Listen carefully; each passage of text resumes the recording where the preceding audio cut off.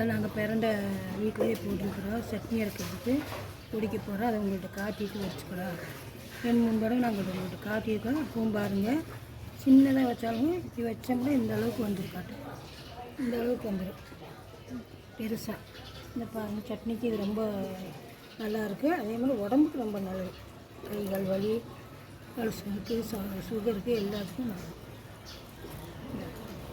கீரை நிறையத்தையும் வச்சுருக்கோம் பாருங்கள். எல்லா கீரை ஐட்டங்களும் இங்கேயே நாங்கள் பிடிங்குவோம். வீட்டிலே எடுத்துகிட்டு நாங்கள் தேவைப்படுறது இது பண்ணிடுவோம். தூதுவளை செடி வச்சுருக்கோம். தூதுவளை வச்சுருக்கோம். வேணுங்கிறப்ப தூதுவளை கூட சட்னி அரைச்சிக்குவோம். இப்போ பார்த்தீங்கன்னா இங்கே ஒரு சட்டியில் வச்சுருக்குறோம். இங்கே ஒரு பிரண்டை இருக்குது பாருங்கள். இதை கட் பண்ணிக்கலாம். சட்னி அரைக்கும்போது உங்களுக்கு காட்டுறோம். அதே மாதிரி பொன்னாங்கண்ணி கீரையே சட்னி அரைப்போம். பிடுங்கி காட்டுறோம். அதையும் காட்டுறோம். நிறைய பொன்னாங்கண்ணி கீரை வந்துருக்குது. இது அங்கே தான் காட்டுறோம்.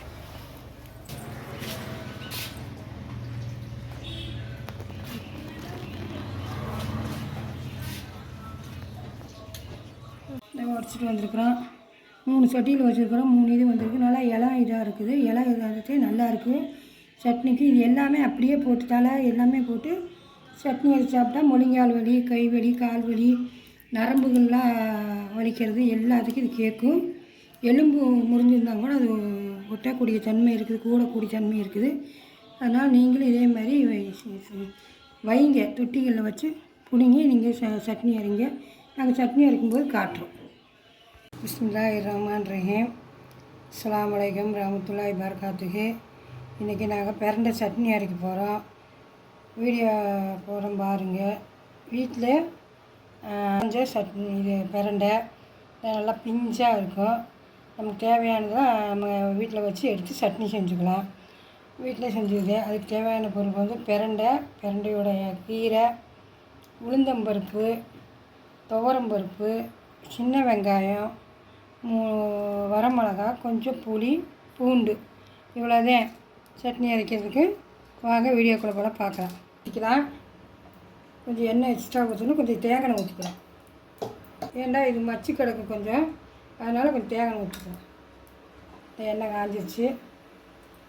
உளுந்தை போட்டுக்கலாம்.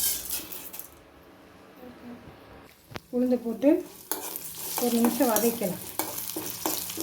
நல்லா வதக்கி தேங்காய் போடுறதுனால கொஞ்சம் பொங்கும். பரவாயில்ல. இந்த பாருங்கள், நெய்லையும் போடுவோம். இந்தாலும் இன்றைக்கி உங்களுக்கு எண்ணெய் போட்டு காட்டும்.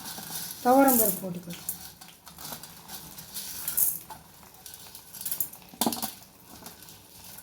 பூண்டு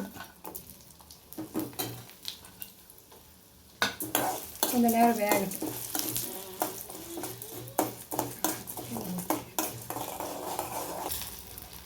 இந்த பிரண்டையை போட்டுக்கலாம்.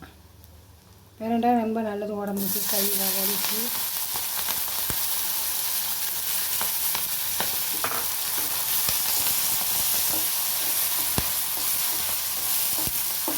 எலும்புக்கெலாம் ரொம்ப நல்லது. ரசப்பிடிப்புக்கெலாம் ரொம்ப நல்லது பிரண்டை. இன்னும் நீங்கள் 2 சின்ன தொட்டியில் 2 தொட்டி 3 தொட்டியில் வச்சிங்கன்னா வாரத்தில் 2 நாளைக்கு செஞ்சுக்கலாம். ஒவ்வொரு தொட்டிலையுமே பறித்து நல்லா. ஆனால் இது நல்லா வணங்கணும். நல்லா மடிச்சு கிடக்கும். பருப்பு நேரத்துக்கு வரணும். கலர் மாறிட்டு வருது பார்த்தீங்களா? அப்புறம் இதை கொஞ்சம் கல் உப்பு போட்டுக்கலாம்.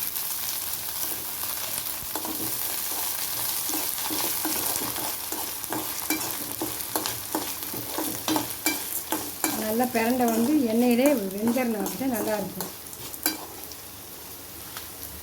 இந்த டேஜில் வரமிளகா போட்டுக்கலாம்.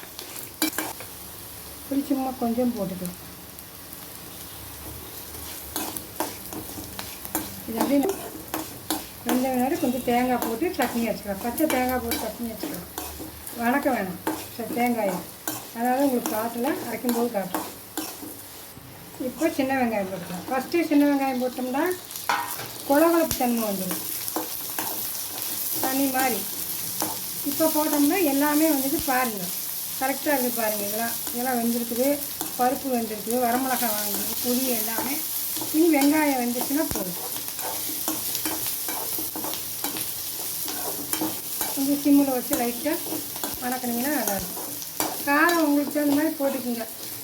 நான் 3 மிளகா போட்டிருக்கோம், நீங்கள் பார்த்துட்டு போட்டுக்கோங்க. பாருங்கள் நல்லா வெந்துடுச்சு, பருப்புலாம் கலர் ஆகிடுச்சு, பிரண்டை கலர் ஆகிடுச்சு, வெங்காயமும் வெந்துடுச்சு, பூண்டு புளி எல்லாமே வந்துடுச்சு. கடைசியாக வெங்காயம் போட்டிங்கன்னாக்கே ஃபஸ்ட்டு எல்லாத்துக்கும் மாதிரி வெங்காயம் போடக்கூடாது, இதுக்கு வந்து கடைசியில் வெங்காயம் போடணும். அப்போ நல்லா உங்களுக்கு வெந்து அந்த ஒரு டேஸ்ட்டு கிடைக்கும். நமக்கு அரைக்கும் போது அரைச்சிட்டு காட்டுறோம், தேங்காய் போட்டு அரைச்சிட்டு காட்டுறோம். சட்னி அரைச்சாச்சு, கரண்ட சட்னி நல்லா வலுவண்டு அரைச்சிருக்கேன் பாருங்கள். இது நல்லா சோத்துலையும் போட்டு சாப்பிட்லாம், இட்லி தோசைக்கு சொல்லி சாப்பிட்லாம், இது ரெகுலராக கூட சாப்பிட்லாம். ஒரு வாரத்துக்கு ரெகுலராக சாப்பிட்டா உடம்புக்கு ரொம்ப நல்லது. எலும்பு வலி கை கால் வலியெல்லாம் கேட்கும். நீங்கள் இதே மாதிரி செய்து சாப்பிடுங்க. ஷேர் பண்ணுங்கள், சப்ஸ்கிரைப் பண்ணுங்கள், லைக் பண்ணுங்கள், சப்போர்ட் பண்ணுங்கள். அஸ்ஸலாமு அலைக்கும் வரஹ்மத்துல்லாஹி வபரகாத்துஹு.